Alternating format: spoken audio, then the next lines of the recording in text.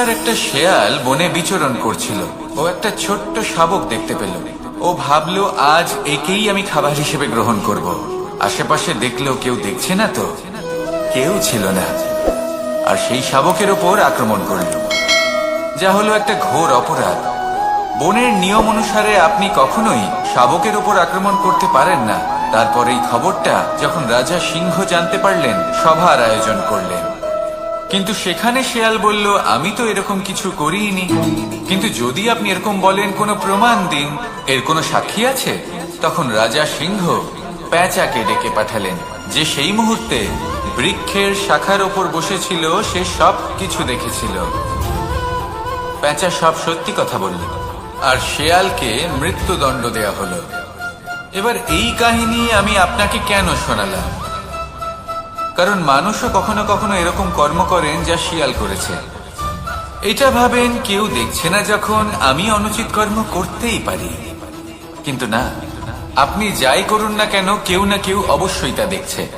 কোনো ব্যক্তি না হলেও কোনো প্রাণী, না হলে কোনো যক্ষ বা দেব বা প্রেত। যদি এনারা কেউ না দেখেন, তাহলে ধরিত্রী মাতা দেখেন, যেখানে দাঁড়িয়ে আপনি সেই কর্ম করছেন, তাই না? তাই একটা কথা সবসময় মনে রাখবেন, কে দেখছেন কে দেখছেন না সেই বিষয়ে ভাবা ছেড়ে দিন। এটা খুব সহজ কথা।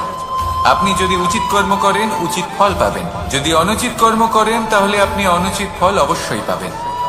সেই জন্য উচিত পথে চলতে থাকুন, উচিত কর্ম করতে থাকুন, আর আমার সাথে ভালোবেসে বলুন, রাধা রাধা। আপনি কখনো কোনো বাজকে নিজের বাসা বানাতে দেখেছেন? এই বাজ যখনই কোনো বাসা বানায়, তখন উঁচু গাছের ডালে বা কোনো পর্বতের শিখরে বাসা বানায়, অনেক উচ্চতায়। আর সেখানে তার সন্তানও জন্মগ্রহণ করে। যখন এই সন্তানেরা জন্মায়, তখন এই বাজ খুবই ভালোবেসে এবং খুব সাবধানে এদের পালন পোষণ করে। নিজের ঠোঁট দিয়ে তাদের ঠোঁটে খাবার পরিবেশন করে। কিন্তু যেই সেই সন্তানেরা হৃষ্টপুষ্ট হয়ে যায় এবং সেই কথা বাজ নিজে বুঝতে পেরে যায়, সেই বাজ নিজেই সেই বাসা ছিন্ন ভিন্ন করে দেয়।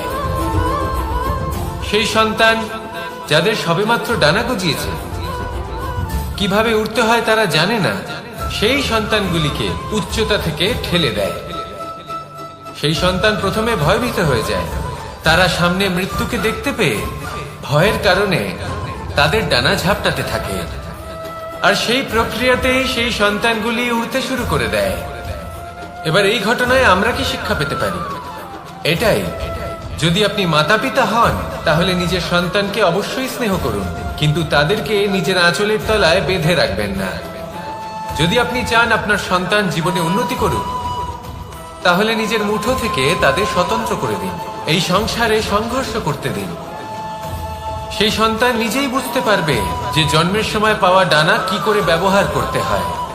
আর আপনার চোখের সামনে আপনার সন্তান এই আকাশে উড়তে থাকবে। তাহলে আসুন আমার সাথে ভালোবেসে বলুন, রাধা রাধা। সংসারে সবচেয়ে পবিত্র মানা হয় গঙ্গা জলকে। কখনো ভেবে দেখেছেন কেন? কারণ গঙ্গা জলের আবির্ভাব অত্যন্ত শুদ্ধ হয়, তার জন্ম শুদ্ধ হয়, যেখান থেকে তার শুরু সেটাই শুদ্ধ হয়। আর শুরুটা শুদ্ধ হওয়া অত্যন্ত আবশ্যক। আমাদের জীবনে সবই শুরু হয় আমাদের ভাবনা থেকে।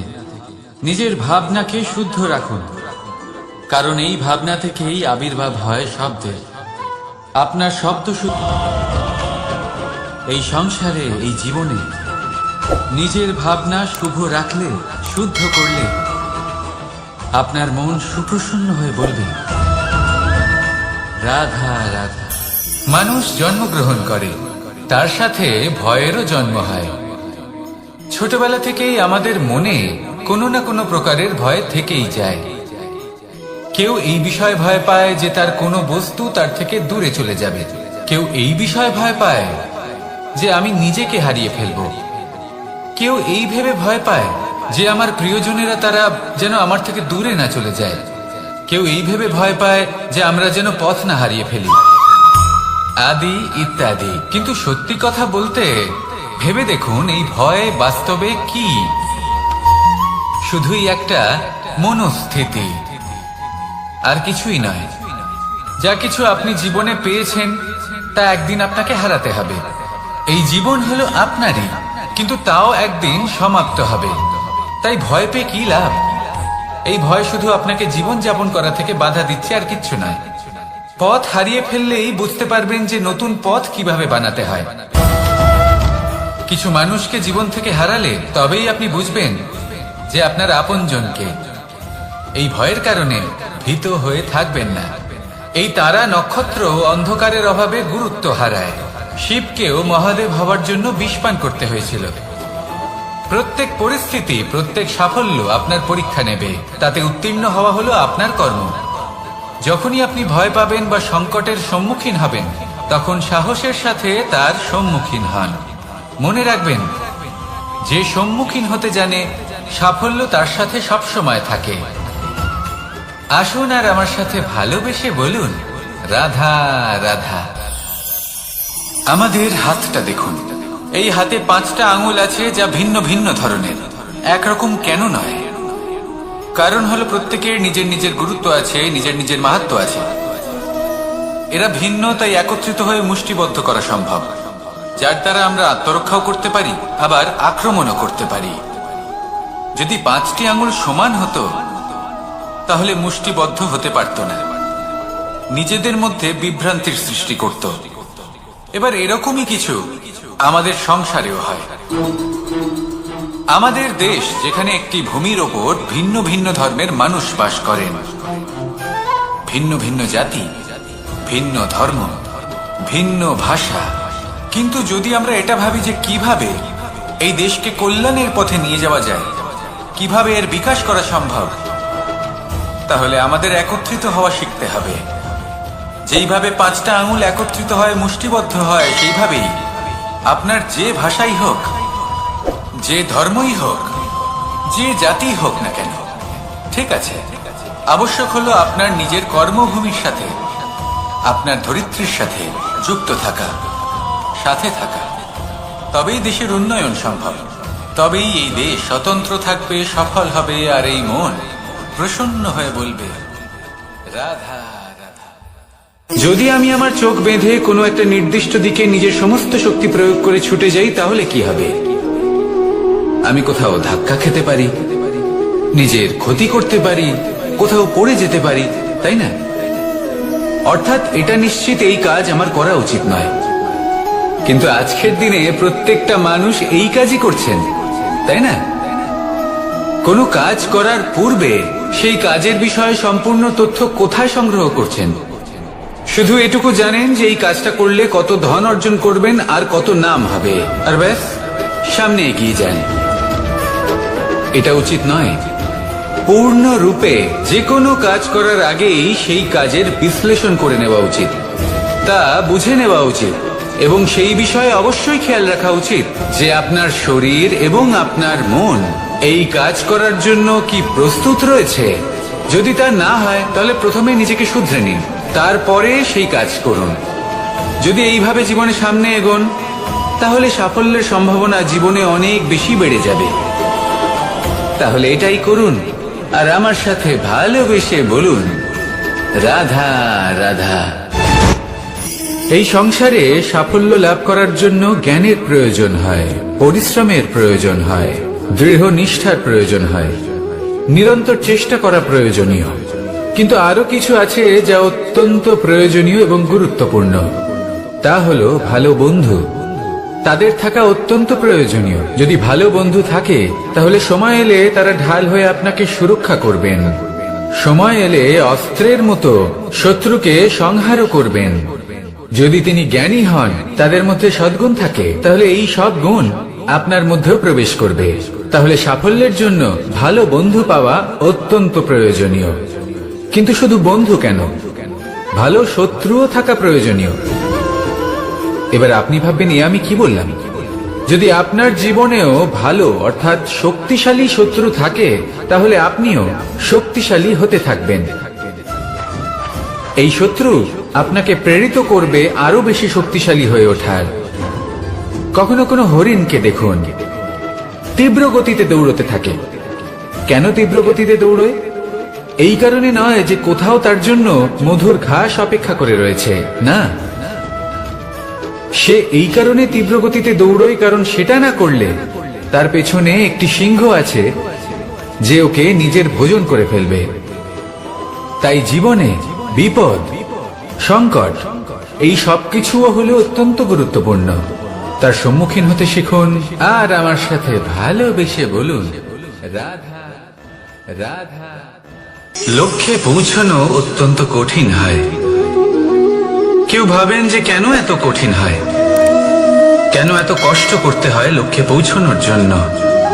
এই লক্ষ্য সরলভাবে কেন আমার কাছে চলে আসে না? চলুন আপনাকে একটা কথা বলি, যদি আপনার লক্ষ্য কঠিন না হয় তাহলে তাকে পাওয়া আপনার পক্ষে অসম্ভব হয়ে উঠবে।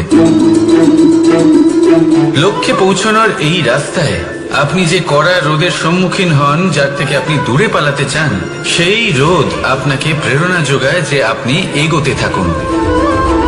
ভাবুন একজন যাত্রী যে কিনা নিজের লক্ষ্যের দিকে যাচ্ছেন, সেই পথে উনি যদি একটু ছায়া পেয়ে যান আর উনি ওখানে বিশ্রাম নেন, তাহলে তার সাথে তার ভাগ্য গভীর নিদ্রায় সেখানে বিলীন হয়ে যায়। তাই পরিশ্রমের কড়া রোদের থেকে কখনো দূরে পালাবেন না। জীবনে শুধু সামনে এগোতে থাকুন দৃঢ়তার সাথে। আর লক্ষ্য সরল হোক, কঠিন হোক বা অত্যাধিক কঠিন হোক, একটা কথা মনে রাখবেন, যে জীবনের লক্ষ্যে পৌঁছতে পেরেছে সে লক্ষ্য প্রাপ্তির জন্য আফসোস কখনোই করে না। রাধা রাধা। ধৈর্য, এই ধৈর্য কি কোনো গুণ, কোনো অনুভূতি, কোনো দৃষ্টিভঙ্গি? আমার জন্য ধৈর্য এক বাহন। আপনি হয়তো ভাবছেন এই কেমন বাহন? বাহন তো ঘোড়া হতে পারে, হাতি হতে পারে, উটও হতে পারে, কিন্তু ধৈর্যকে বাহন বানানো মানে? চলুন আপনাকে একটা কথা বোঝাই। পৃথিবীতে এমন কোনো বাহন নেই যে তার আরোহীকে আছড়ে ফেলেনি। সেটা উট হোক বা হাতি হোক বা ঘোড়া হোক, চলতে চলতে কখনো নড়বড় করেই বসে। তারপর সেই আরোহী পড়ে কারোর পায়, তারপর পড়ে তার নিজের নজরে। কিন্তু ধৈর্যরূপী বাহন কখনো কাউকে ফেলে না, কখনো না। না সেই আরোহী কারোর পায়ে পড়ে আর না তো নিজের নজরে। কারণ ধৈর্য আপনাকে বিবেক প্রদান করে, বিবেক আপনাকে পরিকল্পনায় সাহায্য করে, আর পরিকল্পনা প্রদান করে আপনাকে শক্তি, আপনার লক্ষ্যের দিকে অগ্রসর হওয়া। বুঝলেন? ধৈর্যকে সঙ্গে রাখুন, নিজেকে আরো ধৈর্যশীল করে তুলুন। এই ধৈর্যের সাহায্যে আরোহণ করে দেখুন কিভাবে এই বাহন আপনাকে আপনার গন্তব্যে পৌঁছে দেবে। রাধা রাধা। সংসারে এমন একটা ভ্রান্ত ধারণা রয়েছে যে সবকিছু ভাগ্যের দ্বারা পাওয়া যায়, কিন্তু ভাগ্য, প্রারব্ধ এ তো সকলের জন্যই সমান হয়। এটা তো ব্যক্তির উপরে নির্ভরশীল হয়, তার আকাঙ্ক্ষার উপরে নির্ভরশীল হয়, বাসনার উপরে নির্ভরশীল হয়, স্বভাবের উপরে নির্ভরশীল হয় যে উনি সেটা নিয়ে কি করেন। দেখুন এই প্রসাদ কিন্তু সকলকেই দেওয়া হয়, কিন্তু তা গ্রহণ করবেন কিভাবে সেটা ব্যক্তির উপরে নির্ভর করে। আপনাকে এক উদাহরণ দিই। যেমন ধরুন দুজন মানুষকে আমি একটা করে মাটির ডেলা দিলাম, সেটা নিয়ে তারা কি করবেন? একজন মানুষ তার ছোট ছোট ডেলা বানাবেন আর পথযাত্রীদের ওপরে ছুঁড়ে মারবেন, হাসি ঠাট্টা করবেন, তাদের বস্ত্র নোংরা করে দেবেন, সেটাতেই উনি আনন্দ পাবেন। অন্যদিকে দ্বিতীয় ব্যক্তি সেই মাটির ডেলা দিয়েই নিজের জন্য একটা কুঁড়ে ঘর বানাবেন। সেই কুঁড়ে ঘর যা রোদেতে, বৃষ্টিতে, ঝড়ে তাকে সুরক্ষিত রাখবে। অনুভূতি, এই অনুভূতি বদলাতে শিখুন। এই অনুভূতি অত্যন্ত গুরুত্বপূর্ণ। ভালোবাসাতেও এই অনুভূতি হলো অত্যন্ত গুরুত্বপূর্ণ। ভালোবাসা সে বন্ধুর সাথে হোক, মা বাবার সাথে হোক, ভাই বোনের সাথে হোক, স্ত্রীর সাথে হোক, যে কারোর সাথে হোক,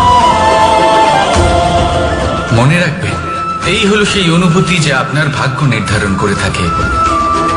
তাহলে আসুন আমার সাথে প্রেমের অনুভূতি নিয়ে বলুন, রাধা রাধা। লক্ষ্য, পথ আর সাফল্য, এই তিনটেই একে অপরের সাথে জড়িত, কিন্তু অনেকবার মানুষ এদের ঠিকভাবে বুঝতে পারেন না। তারা ভাবেন যে যেরকম লক্ষ্য হবে সেরকমই পথ হবে, সেই মতোই লক্ষ্য কঠিন হলে পথ কঠিন হবে, লক্ষ্য সরল হলে পথও সরল হবে। যদি আপনাকে আসল সত্যের সাথে অবগত করাই, তাহলে দেখবেন সবকিছুই এর উল্টো। লক্ষ্য নিজের পথ বানায় না, পথ সেটাই যেটা আপনি স্বয়ং নির্বাচন করে আপনি নিজে বানান। সেই অনুসারেই আপনি আপনার লক্ষ্যে পৌঁছতে পারবেন। সেই জন্য জীবনে যখনই লক্ষ্যে পৌঁছানোর পথের বিষয়ে আপনি কোনো সিদ্ধান্ত নেবেন, তাহলে তা ভেবে চিন্তে নেবেন, কারণ এই পথ অত্যন্ত গুরুত্বপূর্ণ। পথ যদি শুভ হয়, তাহলে লক্ষ্য আপনা থেকেই শুভ হয়ে যায়। তাহলে আসুন আমার সাথে ভালোবেসে বলুন, রাধা রাধা। ভাগ্য আর কর্ম, এই দুই এমন শব্দ যাকে ঘিরে সমগ্র সংসার। কেউ বলে আমার ভাগ্যে এটা ছিল না, যা পেলে আমার জীবন অন্যরকম হতো। কেউ বলে আমার গত জন্মের কর্ম নিশ্চয়ই এমন ছিল, যে কারণে এই জন্মে এরকম ভাগ্য পেয়েছি আমি। এসব বাদ দিন আর একবার শান্ত চিত্তে ভাবুন। আপনি বুঝতে পারবেন যে ভাগ্য আর কর্ম এই দুই এই জন্মে।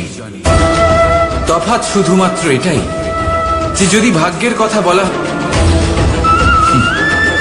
রাধা রাধা নাম, কত সাধারণ একটা বিষয়। প্রত্যেক মানুষ যে জন্ম নেয় তাকে একটা নাম দেওয়া হয়, যা সে পেয়ে থাকে তার মাতা পিতার দ্বারা, না হলে তার গুরুর দ্বারা, বা কোনো আত্মীয়ের দ্বারা, বা কোনো কাছের মানুষের দ্বারা। এই নামের সাথেই সে আস্তে আস্তে বেড়ে ওঠে। কিন্তু এটাই কি সেই নাম? এই নামই কি সবকিছু? কখনোই নয়।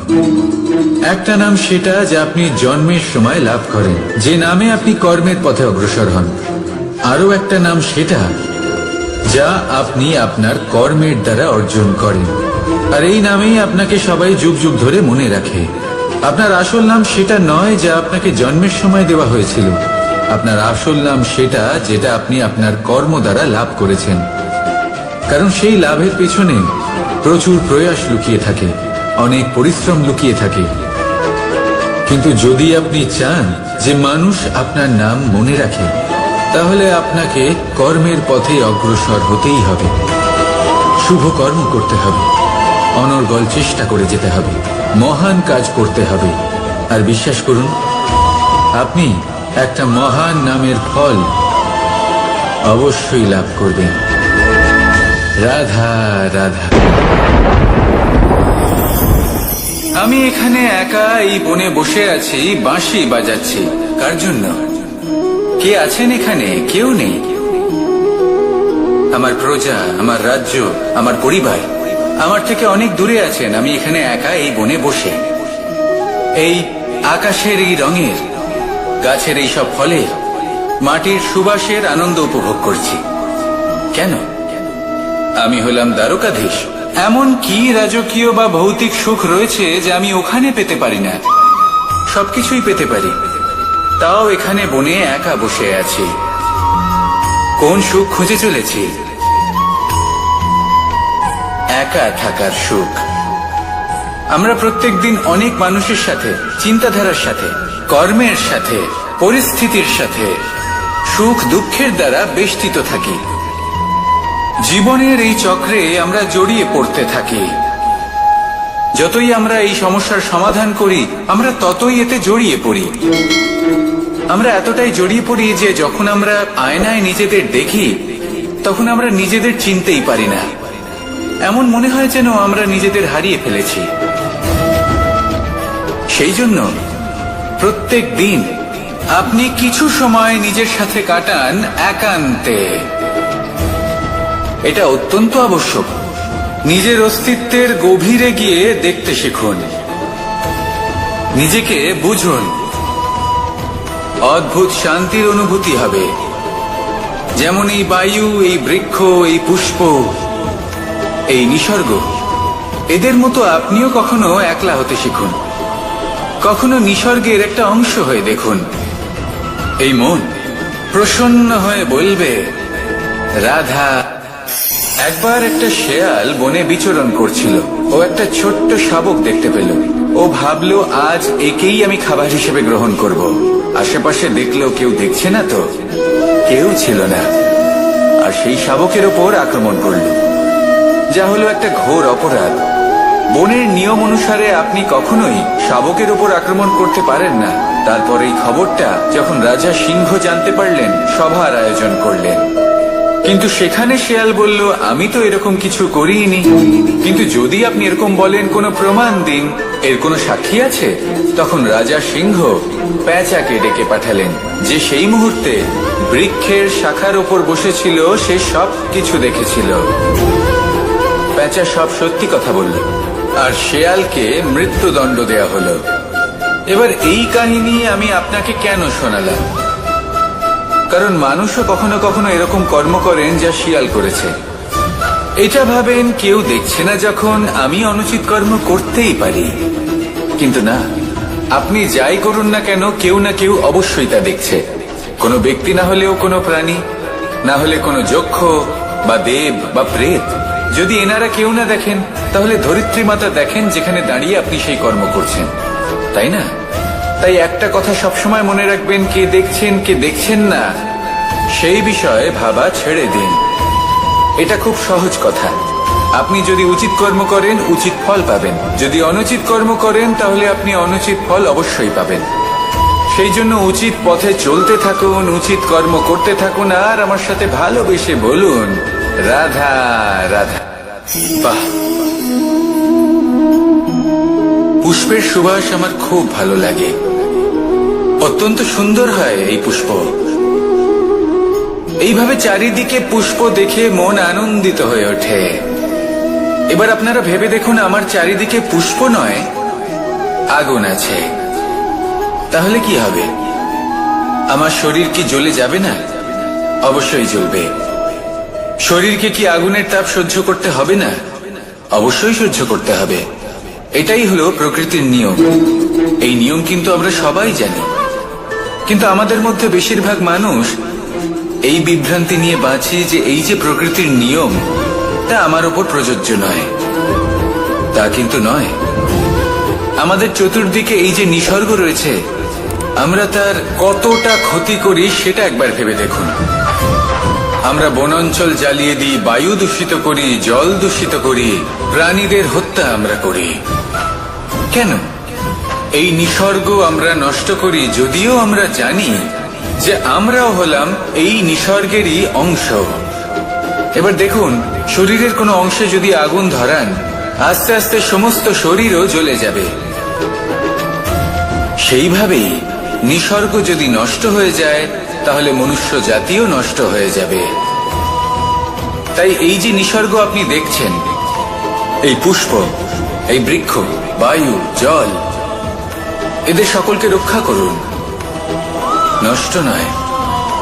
মনে রাখবেন, যদি নিসর্গ থাকে, মানুষ থাকবে। যদি নিসর্গ থাকে, তাহলেই জীবন থাকবে।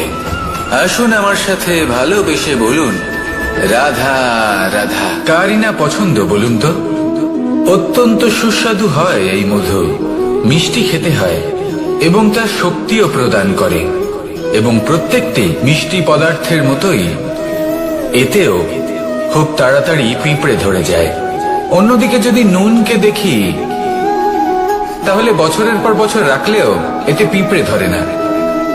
এবার যদি কথা বলি বন্ধুত্বের, তাহলে বন্ধুত্ব নুনের মতো হওয়া উচিত, মধুর মতো নয়। যারা সামনে এলে শুধুমাত্র মধুর মধুর কথা বলবে, পরে এতে পিঁপড়ে ধরে যাবে। এটা নুনের মতো হওয়া উচিত। প্রকৃত বন্ধু হলো সে, যে সময় এলে পরে আপনার সামনে আপনার প্রকৃত সত্য তুলে ধরবে। তা সে যতই কঠিন হোক না কেন, আপনার দোষ, আপনার অপগুণ, আপনার খামতি আপনাকে বলতে পারবে, যাতে আপনি সেগুলো শুনে মেনে নিয়ে তারপর নিজেকে শুধরোতে পারেন। এটাই হলো প্রকৃত বন্ধুত্ব। কখনো নিজের জীবনের আশেপাশে মন দিয়ে দেখবেন, অনেক সময় এমন মানুষ থাকেন, অনেক বন্ধু থাকেন যাদের দেখে আমাদের মনে হয় যে এনারা খুব কঠোর, এনাদের কথা খুব কটু। কিন্তু বেশিরভাগ এমন মানুষের মনটা যদি বুঝতে পারেন তাহলে দেখবেন তাতে কোনো মালিন্য নেই, এনাদের মন অত্যন্ত পবিত্র হয়। যদি আপনার জীবনেও এমন কোনো ব্যক্তি থেকে থাকে, এমন বন্ধু থাকে, তাহলে তাদের আগলে রাখুন আর আমার সাথে ভালোবেসে বলুন, রাধা রাধা। যতক্ষণ আমরা এই সংসারে জীবিত ততক্ষণ আমাদের সাথে সবকিছু থাকে, আমাদের ধন, সুখ স্বাচ্ছন্দ্য, আমাদের মিত্রগণ, আমাদের পরিবার, এই সমাজ, এই সবকিছু আমাদের সাথে থাকে। যেদিন আমরা এই সংসারকে ত্যাগ করব, এদের মধ্যে কেউ আমাদের সাথে যাবে না, না ধন, না স্বাচ্ছন্দ্য, না সম্পত্তি। এই সকল মানুষ, এই সমাজ, এরা শুধুমাত্রই শ্মশান পর্যন্ত আমাদের সাথে থাকতে পারবেন। তারপরে যদি আমাদের সাথে কিছু যেতে পারে তাহলে তা শুধুই আমাদের ধর্ম। আর এই সংসারে আমরা নিজেদের যে সুনাম রেখে যাই সেটা সম্ভব শুধুমাত্র কর্মের দ্বারা। সেই জন্য সংসারে যতদিন পর্যন্ত জীবিত আছেন, যদি কিছু অর্জন করতে চান তাহলে ধর্ম অর্জন করুন, ধর্মের বিষয়ে স্পষ্টতা অর্জন করুন এবং কর্ম অর্জন করুন। এটাই হবে আপনার অতীত এবং এটাই হবে আপনার ভবিষ্যৎ, এবং এটাই সকলকে প্রেরণা প্রদান করবে। আসুন আমার সাথে ভালোবেসে বলুন, রাধা রাধা। কোনো যাত্রা যাব বলে মনে করি তখনই আমরা প্রস্তুত থাকি আসন্ন বিপদের জন্য বা সংকটের জন্য। যেমন যদি আমাদের মনে হয় যে আজকের পরিবেশ খুব ঠান্ডা হবে, তাহলে আমরা গরম বস্ত্র ধারণ করি বা সেটাকে সাথে নিয়ে যাই। যদি মনে হয় যে বৃষ্টি হতে পারে বা বৃষ্টি হয়ে চলেছে, আমরা দেখছি, তাহলে আমরা একটা ছাতা সাথে নিয়ে নিই। আমরা প্রস্তুত থাকতে চাই এবং এটাই উচিত, এবং সেই কারণেই আমরা যাত্রায় সাফল্য লাভ করি। কিন্তু যদি আমরা কথা বলি জীবনযাত্রা নিয়ে, যা কিনা সব থেকে বেশি গুরুত্বপূর্ণ, তাহলে তার জন্য আমরা পূর্ণরূপে প্রস্তুত থাকি না। আশেপাশের মানুষ, এই সমাজ, আমাদের সাথী, আমাদের মিত্ররা যে কোনো মুহূর্তে বদলে যেতে পারেন।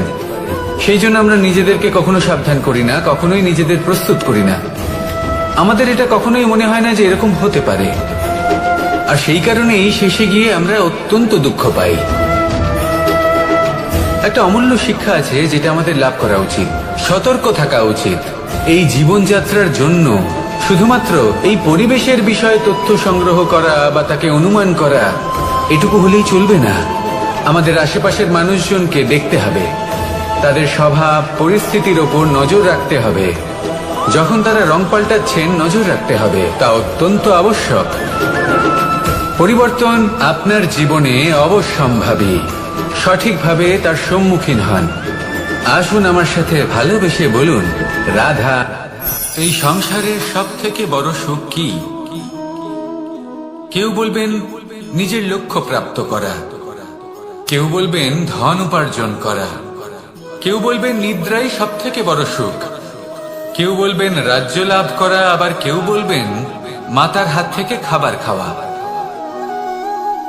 আদি ইত্যাদি। কিন্তু যদি সত্যি কথা বলি, এই সংসারের সব থেকে বড় সুখ হলো সেবা করা।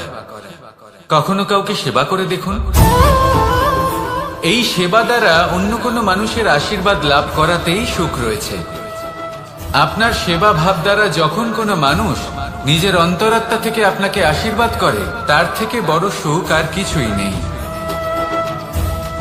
কারণ প্রত্যেক মানুষের মধ্যে ঈশ্বর বাস করেন।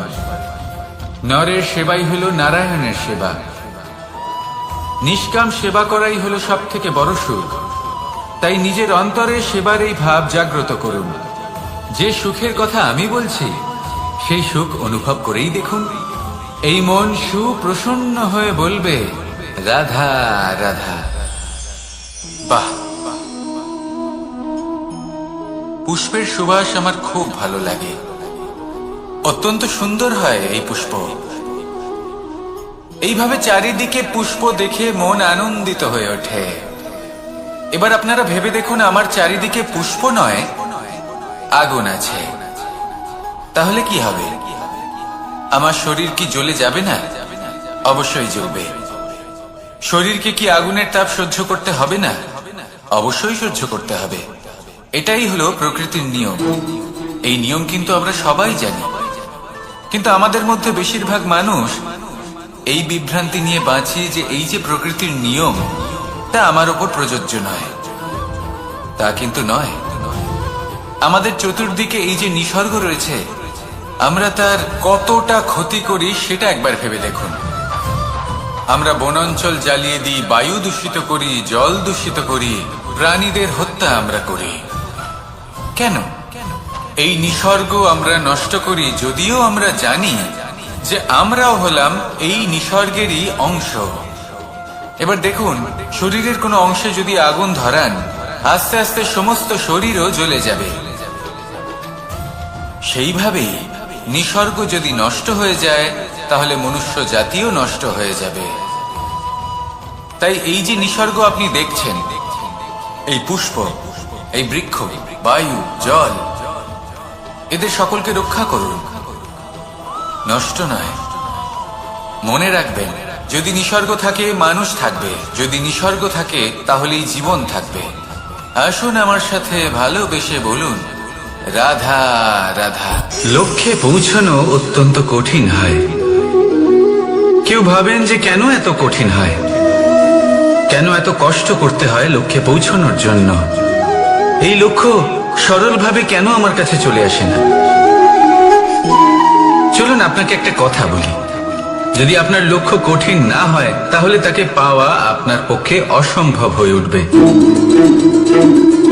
লক্ষ্যে পৌঁছানোর এই রাস্তায় আপনি যে কড়া রোদের সম্মুখীন হন, যার থেকে আপনি দূরে পালাতে চান, সেই রোদ আপনাকে প্রেরণা যোগায় যে আপনি এগোতে থাকুন। ভাবুন একজন যাত্রী যে কিনা নিজের লক্ষ্যের দিকে যাচ্ছেন, সেই পথে উনি যদি একটু ছায়া পেয়ে যান আর উনি ওখানে বিশ্রাম নেন, তাহলে তার সাথে তার ভাগ্য গভীর নিদ্রায় সেখানে বিলীন হয়ে যায়। তাই এই পরিশ্রমের করা রোদের থেকে কখনো দূরে পালাবেন না। জীবনে শুধু সামনে এগোতে থাকুন দৃঢ়তার সাথে। আর লক্ষ্য সরল হোক, কঠিন হোক বা অত্যাধিক কঠিন হোক, একটা কথা মনে রাখবেন, যে জীবনের লক্ষ্যে পৌঁছতে পেরেছে সে লক্ষ্য প্রাপ্তির জন্য আফসোস কখনোই করে না। রাধা রাধা।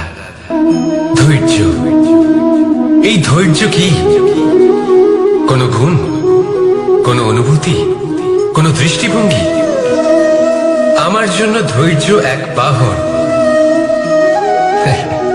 আপনি হয়তো ভাবছেন, এই কেমন বাহন? বাহন তো ঘোড়া হতে পারে, হাতি হতে পারে, উটও হতে পারে, কিন্তু ধৈর্যকে বাহন বানানো মানে? চলুন আপনাকে একটা কথা বোঝাই। পৃথিবীতে এমন কোনো বাহন নেই যে তার আরোহীকে আছড়ে ফেলেনি। সেটা উট হোক বা হাতি হোক বা ঘোড়া হোক, চলতে চলতে কখনো নড়বড় করেই বসে। তারপর সেই আরোহী পড়ে কারোর পায়, তারপর পড়ে তার নিজের নজরে। কিন্তু ধৈর্যরূপী বাহন কখনো কাউকে ফেলে না, কখনো না। না সেই আরোহী কারোর পায়ে পড়ে, আর না তো নিজের নজরে। কারণ ধৈর্য আপনাকে বিবেক প্রদান করে, বিবেক আপনাকে পরিকল্পনায় সাহায্য করে, আর পরিকল্পনা প্রদান করে আপনাকে শক্তি, আপনার লক্ষ্যের দিকে অগ্রসর হওয়া। বুঝলেন?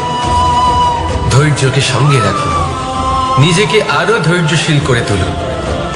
এই ধৈর্যের সাহায্যে আরোহণ করে দেখুন কিভাবে এই বাহন আপনাকে আপনার গন্তব্যে পৌঁছে দেবে। রাধা রাধা। সংসারে এমন একটা ভ্রান্ত ধারণা রয়েছে যে সবকিছু ভাগ্যের দ্বারা পাওয়া যায়, কিন্তু ভাগ্য, প্রারব্ধ এ তো সকলের জন্যই সমান হয়। এটা তো ব্যক্তির উপরে নির্ভরশীল হয়, তার আকাঙ্ক্ষার উপরে নির্ভরশীল হয়, বাসনার উপরে নির্ভরশীল হয়, স্বভাবের উপরে নির্ভরশীল হয় যে উনি সেটা নিয়ে কি করেন। দেখুন, এই প্রসাদ কিন্তু সকলকেই দেওয়া হয়, কিন্তু তা গ্রহণ করবেন কিভাবে সেটা ব্যক্তির উপরে নির্ভর করে। আপনাকে এক উদাহরণ দিই। যেমন ধরুন, দুজন মানুষকে আমি একটা করে মাটির ডেলা দিলাম, সেটা নিয়ে তারা কি করবেন? একজন মানুষ তার ছোট ছোট ডেলা বানাবেন আর পথযাত্রীদের ওপরে ছুঁড়ে মারবেন। হাসি ঠাট্টা করবেন, তাদের বস্ত্র নোংরা করে দেবেন, সেটাতেই উনি আনন্দ পাবেন। অন্যদিকে দ্বিতীয় ব্যক্তি সেই মাটির ডেলা দিয়েই নিজের জন্য একটা কুঁড়ে ঘর বানাবেন। সেই কুঁড়ে ঘর যা রোদেতে, বৃষ্টিতে, ঝড়ে তাকে সুরক্ষিত রাখবে। অনুভূতি, এই অনুভূতি বদলাতে শিখুন। এই অনুভূতি অত্যন্ত গুরুত্বপূর্ণ। ভালোবাসাতেও এই অনুভূতি হলো অত্যন্ত গুরুত্বপূর্ণ। ভালোবাসা সে বন্ধুর সাথে হোক, মা বাবার সাথে হোক, ভাই বোনের সাথে হোক, স্ত্রীর সাথে হোক, যে কারোর সাথে হোক, মনে রাখবে এই হলো সেই অনুভূতি যা আপনার ভাগ্য নির্ধারণ করে থাকে। তাহলে আসুন আমার সাথে প্রেমের অনুভূতি নিয়ে বলুন, রাধা রাধা। লক্ষ্য, পথ আর সাফল্য, এই তিনটেই একে অপরের সাথে জড়িত, কিন্তু অনেকবার মানুষ এদের ঠিকভাবে বুঝতে পারেন না। তারা ভাবেন যে যেরকম লক্ষ্য হবে সেরকমই পথ হবে। সেই মতোই লক্ষ্য কঠিন হলে পথ কঠিন হবে, লক্ষ্য সরল হলে পথ সরল হবে। যদি আপনাকে আসল সত্যের সাথে অবগত করাই, তাহলে দেখবেন সবকিছুই এর উল্টো। লক্ষ্য নিজের পথ বানায় না, পথ সেটাই যেটা আপনি স্বয়ং নির্বাচন করে আপনি নিজে বানান। সেই অনুসারেই আপনি আপনার লক্ষ্যে পৌঁছতে পারবেন। সেই জন্য জীবনে যখনই লক্ষ্যে পৌঁছানোর পথের বিষয়ে আপনি কোনো সিদ্ধান্ত নেবেন, তাহলে তা ভেবে চিন্তে নেবেন, কারণ এই পথ অত্যন্ত গুরুত্বপূর্ণ। পথ যদি শুভ হয়, তাহলে লক্ষ্য আপনা থেকেই শুভ হয়ে যায়। তাহলে আসুন আমার সাথে ভালোবেসে বলুন, রাধা রাধা। ভাগ্য আর কর্ম, এই দুই এমন শব্দ যাকে ঘিরে সমগ্র সংসার। কেউ বলে আমার ভাগ্যে এটা ছিল না, যা পেলে আমার জীবন অন্যরকম হতো। কেউ বলে আমার গত জন্মের কর্ম নিশ্চয়ই এমন ছিল, যে কারণে এই জন্মে এরকম ভাগ্য পেয়েছি আমি। এসব বাদ দিন আর একবার শান্ত চিত্তে ভাবুন। আপনি বুঝতে পারবেন যে ভাগ্য আর কর্ম এই দুই এই জন্মে। তফাৎ শুধুমাত্র এটাই যে যদি ভাগ্যের কথা বলা হয়, তাহলে আপনি রাধা রাধা। নাও, কত সাধারণ একটা বিষয়। প্রত্যেক মানুষ যে জন্ম নেয় তাকে একটা নাম দেওয়া হয়, যা সে পেয়ে থাকে তার মাতা পিতার দ্বারা, না হলে তার গুরুর দ্বারা, বা কোনো আত্মীয়ের দ্বারা, বা কোনো কাছের মানুষের দ্বারা। এই নামের সাথে সে আস্তে আস্তে বেড়ে ওঠে। কিন্তু এটাই কি সেই নাম? এই নামই কি সবকিছু? কখনোই নয়। একটা নাম সেটা যা আপনি জন্মের সময় লাভ করেন, যে নামে আপনি কর্মের পথে অগ্রসর হন। আরো একটা নাম সেটা যা আপনি আপনার কর্মের দ্বারা অর্জন করেন, আর এই নামেই আপনাকে সবাই যুগ যুগ ধরে মনে রাখে। আপনার আসল নাম সেটা নয় যা আপনাকে জন্মের সময় দেওয়া হয়েছিল। আপনার আসল নাম সেটা যেটা আপনি আপনার কর্ম দ্বারা লাভ করেছেন, কারণ সেই লাভের পেছনে প্রচুর প্রয়াস লুকিয়ে থাকে, অনেক পরিশ্রম লুকিয়ে থাকে। কিন্তু যদি আপনি চান যে মানুষ আপনার নাম মনে রাখে, তাহলে আপনাকে কর্মের পথে অগ্রসর হতেই হবে। শুভ কর্ম করতে হবে, অনর্গল চেষ্টা করে যেতে হবে, মহান কাজ করতে হবে। আর বিশ্বাস করুন, আপনি একটা মহান নামের ফল অবশ্যই লাভ করবেন। রাধা রাধা।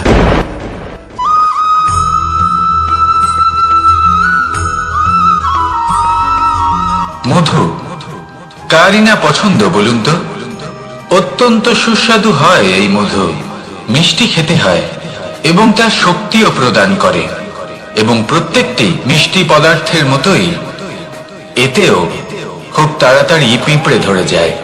অন্যদিকে যদি নুনকে দেখি, তাহলে বছরের পর বছর রাখলেও এতে পিঁপড়ে ধরে না। এবার যদি কথা বলি বন্ধুত্বের, তাহলে বন্ধুত্ব নুনের মতো হওয়া উচিত, মধুর মতো নয়। যারা সামনে এলে শুধুমাত্র মধুর মধুর কথা বলবে, পরে এতে পিঁপড়ে ধরে যাবে। এটা নুনের মতো হওয়া উচিত, প্রকৃত বন্ধু হলো সে যে সময় এলে পরে আপনার সামনে আপনার প্রকৃত সত্য তুলে ধরবে, তা সে যতই